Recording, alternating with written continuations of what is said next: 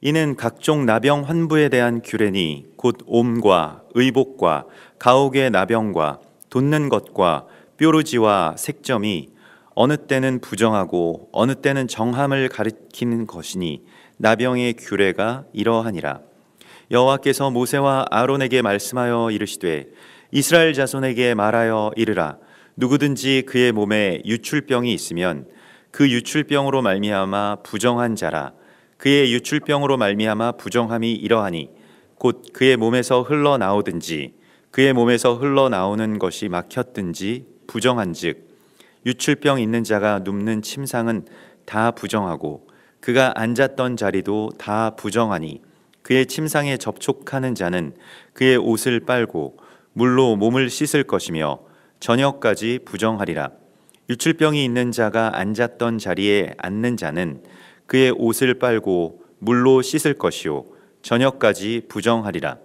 유출병이 있는 자의 몸에 접촉하는 자는 그의 옷을 빨고 물로 몸을 씻을 것이며 저녁까지 부정하리라. 유출병이 있는 자가 정한 자에게 침을 뱉으면 정한 자는 그의 옷을 빨고 물로 몸을 씻을 것이며 저녁까지 부정하리라.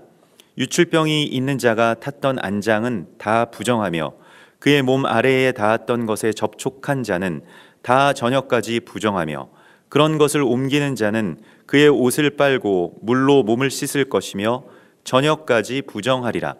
유출병이 있는 자가 물로 그의 손을 씻지 아니하고 아무든지 만지면 그 자는 그의 옷을 빨고 물로 몸을 씻을 것이며 저녁까지 부정하리라. 유출병이 있는 자가 만진 질그릇은 깨뜨리고 나무 그릇은 다 물로 씻을지니라. 유출병이 있는 자는 그의 유출이 깨끗해지거든 그가 정결하게 되기 위하여 이레를 센 후에 옷을 빨고 흐르는 물에 그의 몸을 씻을 것이라. 그러면 그가 정하리니 여덟째 날에 산비둘기 2마리나 집비둘기 새끼 2마리를 자기를 위하여 가져다가 회막문 여호와 앞으로 가서 제사장에게 줄 것이요 제사장은 그 1마리는 속죄제로 다른 1마리는 번제로 드려 그의 유출병으로 말미암아 여호와 앞에서 속죄할지니라. 아멘. 우리가 이번 주에 이 메쪼라의 말씀을 통해서 지난주에 그 타즈리아의 말씀과 함께 그 부정함이라고 하는 것과 그 정함이라고 하는 것이 서로 반대되는 개념이라기보다는 오히려 그 보완되는 그러한 개념이라고 하는 것을, 그러니까 하나님께로 우리가 더 가까이 나아갈 갈망을 품게 되는 상태가 부정함의 상태고, 하나님께 가까이 나아갈 수 있는 준비가 된 상태가 거룩하게 된 상태라고 하는 것을 이제 보게 되었습니다. 그래서 부정과 거룩이라고 하는 것이 서로 그렇게 대립하는 관계라기보다는 그 모든 것들이 다 하나님 앞으로 온전하게 더 가까이 나아갈 수 있게 되는 그러한 우리의 삶의 변화를 의미한다고 볼 수가 있겠습니다. 그래서 이것을 각종 나병 환부에 대한 규례니 이렇게 오늘 말씀이 시작이 되는데요. 그 환부라고 하는 것이 그 내가라고 해서 이게 다 그 이 나병도 마찬가지고 이 메쪼라도 마찬가지고 그 짜라트라고도 말하는 그러한 뜻도 마찬가지고 다 무엇에게 맞다. 그러니까 무엇을 채찍으로 때리다. 그래서 때려서 난 상처라고 하는 그런 뜻을 갖고 있습니다. 그러니까 어떤 타격을 의미하는 것인데요. 우리가 서로를 그 말로써 때리고 또 폭력을 실제로 그렇게 행할 때도 있죠. 가장 사랑하는 존재들이 또 사랑해야 될 사람들이 그렇게 돼버리는 그런 정말로 안타까운 그 우리 몸의 어떤 질병이 이 나병이라고 할 수가 있겠습니다. 그래서 한국 사회도 정말로 그런 상처가 아주 깊은 상처기가 난 그러한 공동체라고 할 수가 있겠는데요. 저도 주변에서 많은 분들이 아버지로부터 받은 폭력, 또 실제로 뭐 받은 어떤 그런 이 폭력이나 또 아주 이 완전히 분리되는 어떤 그러한 관계나 뭐 부모로부터나 혹은 뭐 자기 자신 안에서나 내가 상처를 받은 만큼 그 타격이 나에게 있을 뿐만이 아니라 그것이 또한 나의 가정에 또 나의 공동체에 그대로 전해지게 되는 그러한 상처의 대물림들을 계속해서 보게 됩니다. 이것은 어떤 이 한 몸이 되어야 될 그 공동체가 아주 시름시름 앓게 되는 그 원인이기도 하죠. 그래서 이 상처를 우리가 어떻게 다룰 것이냐라고 하는 것에 있어서 하나님께서는 이번 주에 계속해서 제사장과 만나야 된다라고 말씀을 하시고 있습니다. 제사장과의 연합을 통해서, 제사장과의 만남을 통해서 상처가 치유되는 것이지, 상처를 입힌 당사자가 뭐 사과를 한다거나 아니면 뭐 회개를 한다거나 아니면 보상을 한다고 해도 그 상처는 그저 상처 그대로 남아 있게 되는 것이죠. 그래서 오늘날에 그런 많은 어떤 구조적으로 우리가 받을 수밖에 없는 그런 상처들, 산업화 시대를 지나면서 아버지의 부재를 경험했던 그 이후의 세대들, 또 그러면서 계속 그 분리를 부추기는 어떤 세상의 분위기 속에서 우리는 어쩌면 모두 다 나병의 상처에 고통스러워하고 있는 것 같습니다. 그래서 어떤 중독이나 또 분노 조절 장애나 뭐 공황 장애나 우울감이나 또 그것이 질병이 되어서 스스로 목숨을 끊는 그러한 그 자살률도 전 세계적으로 아주 최상위권에 이르게 되고요. 또 그 반대로 노인 자살률이 전 세계에서 상위권이 아니고 1위입니다. 노인들이 자살을 하는 이유는 삶의 소망이 없어서라기보다는 이제 질병에 걸리고 돈이 없고 자식들에게 폐를 끼치지 않기 위해서 스스로 목숨을 그렇게 그냥 끊으시는 그러한 일들이 뭐 세계에서 상위권 이런 것도 아니고 그냥 1위라고 공식적으로 알려져 있습니다. 얼마나 끔찍한 세상에 우리가 살아가고 있습니까? 얼마나 분리되고 또 서로를 방치하고 또 그렇게 홀로 죽어가는, 또 스스로 죽어가는 이 나병에 우리가 그렇게 감염되어 있는지를 우리 스스로 바라봅니다. 그리고 그 애통함 가운데 제사장과 만나는 그러한 하나님의 말씀이 우리를 이끌어 주십니다. 실은 이러한 모든 상처의 치유라고 하는 것은 물론 뭐 사회적으로나 정치적으로나 혹은 뭐 종교적으로 이러한 일들이 이루어질 수 있겠습니다만, 또 그렇게 우리가 다 노력을 해야 되겠습니다만은, 결과적으로는 근본적인 이 치유는 언제나 그리스도 예수와 우리와의 만남을 통해서만 일어납니다. 더 이상 상처가 되지 않고 그것이 많은 사람들을 살리는 이유로 변화시켜지는 것, 생명에 완전히 우리가 삼켜지게 됨으로써 그 상처가 그냥 아물 뿐만이 아니라 뭐 위로받을 뿐만이 아니라 자기 연민에서 내가 헤어나오지 못하고 나는 그런 상처를 받은 사람이야, 뭐 그러한 것, 그 차원의 이야기가 아니고 그것을 완전히 벗어난 제사장의 삶으로 하나님께서 우리를 인도해 주시고 있는 것입니다.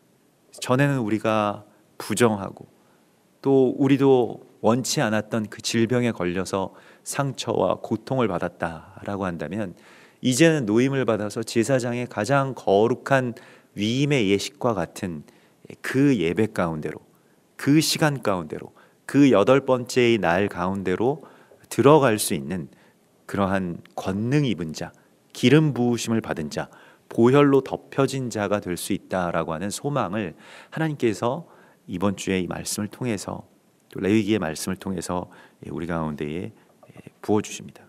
사실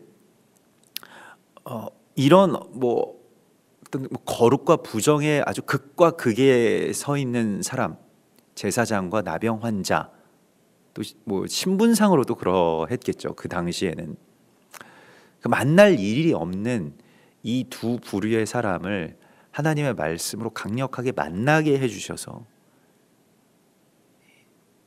그래서 제사장이 그 환부들을 위한 그 규례, 그 상처받은 자들을 위한 그 규례로 인해서 결국 만나게 되고요. 또 자세하게 살피고 보호하고 함께 기도하고 갈망하고 또 예배하면서 이것을 고쳐나가는 이 분투의 이야기를 우리가 이곳에서 만나게 되죠. 네, 하나님의 말씀의 규례가 이것을 철저하게 보장하지 않으면 만날 수 없게 되는 것입니다. 그래서 오늘날 우리의 상처를 치유할 제사장을 우리가 어떻게 만날 수 있겠는가? 서로의 상처를 치유할 제사장을 어떻게 만날 수 있을 것인가? 자세히 살피고 보듬어주고 함께 갈망하고 기도할 그 제사장을 어떻게 만나게 될 것인가? 물론 우리가 예수님을 직접적으로 만나는 일도 성령 안에서 우리 가운데 열어주신 특권입니다. 그러나 주께서는 또한 이 땅에 주님의 제사장들을 세우셔서 상처 입은 환자들을 향해서 나아가라고 말씀을 하시죠. 그래서 레위기가 우리 가운데 위임하는 이 이야기는 우리가 나병 환자를 향해서 나아가는, 영문 밖으로 담대하게 나아가는 그러한 주의 제사장, 그 거룩한 거룩을 입고 그곳을 향해서 나아가는 제사장이 되라고 말씀을 하시고 있습니다. 그래서 레위기의 말씀은 이러한 삶의 상처를 극복하는 지혜이자 또한 주님의 부르심으로 가득 차 있습니다. 그래서 15장에는 유출병에 대한 규례가 나오게 되는데요. 나병과 유출병은 좀 다른 병입니다만은 오늘 여기에서는 이제 연결해서, 이번 주의 말씀 속에서 연결해서 그렇게 말씀을 하시고 있습니다. 우리가 유출병이라고 하는 것을 이제 히브리 말로는 주부라고 하는데, 이 주부는 그 피가 새어 나온다라고 하는 그러한 뜻입니다. 근데 피라고 하는 것은 성경에서 생명의 근원이죠. 또 거룩의 도구가 됩니다. 근데 그것이 몸 밖으로 계속 새어 흐른다라고 하는 것은 생명이 점점 소진되고 있다는 거예요. 그 죽음에 이르게 되는 그러한 질병을 말하고 있습니다.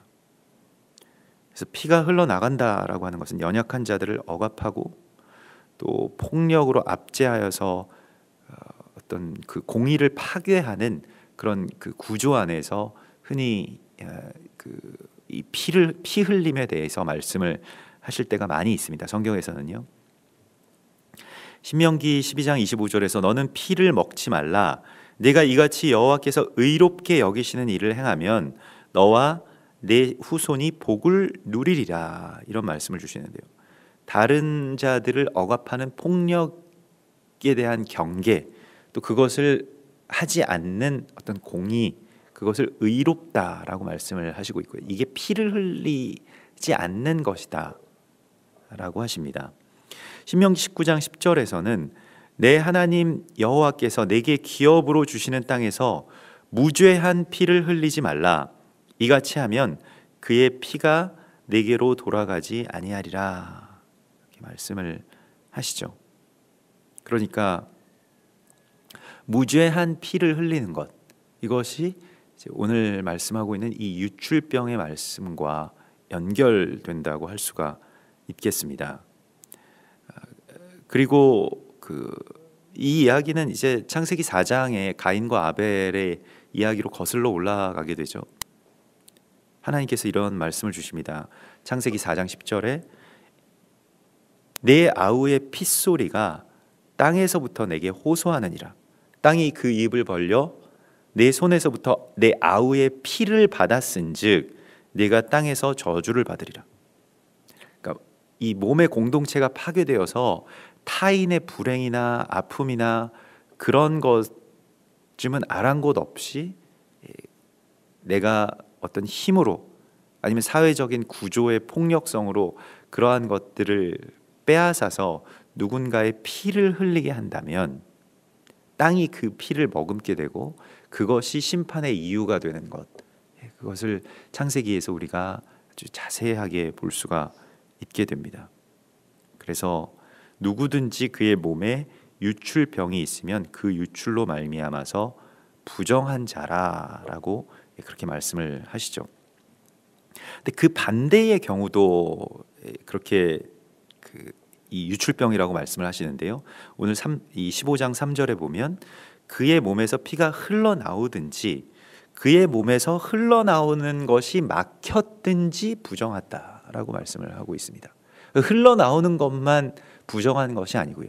흘러나오는 것이 막히게 되면, 아예 그 피의 흐름이 완전히 막히게 되면, 이것은 그 피 흘림이 없이는 죄 사함이 없느니라라고 말씀하시는 이 주의 보혈의 통로, 그러한 임마누엘 되신 그리스도 예수와의 통로로서 우리 몸이 또 서로를 위해서 희생하고 또 나의 생명을 나누어 주는 그 피 흘림, 그거 그냥 다 막아놓고 내가 다른 사람들을 위해서 희생하거나 또 피해를 입거나 이런 것에 대해서 굉장히 아주 민감하게 반응하는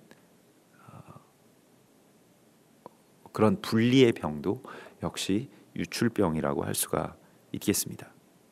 우리가 다 이러한 생명이, 그리스도 예수와의 그 생명이 내 안에서 그저 헛되게 빠져나가 버리는, 그리고 그냥 내 안에서 고여서 더 이상 그러한 생명의 통로로서 내가 살아가지 못하는 그런 모든 모습을 유출병이라고 성경은 말씀을 하고 있습니다. 이것은 이제 나중에 신약 성경에서 이 누가복음 8장에서 12해를 혈루증으로 앓던 그 한 여인의 이야기와 연결해서 우리가 보게 되죠. 그래서 예수님은 지금 그 유대인 그 회당장의 아들을 고치러 가는 길이었습니다.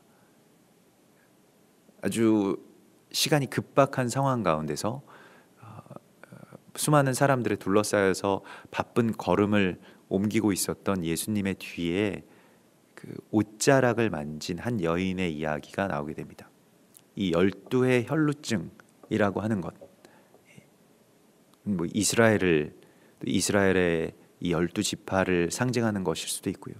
또한 이것은 이방의 우리들을, 온 이스라엘인 그 이방의 교회를 상징하는 것이기도 합니다. 이 뭐 두 가지가 같이 나타난다고도 볼 수가 있겠는데요. 항상 이게 겹쳐서 우리 가운데 보여지기 때문에요. 그런데 그 여인은 12해를 알아왔다면 포기할 법도 한데 주님의 옷자락에 자신의 손을 뻗어서 어떻게든 다 닿게 해야 되겠다라고 하는 이런 믿음이 있었다는 것이죠.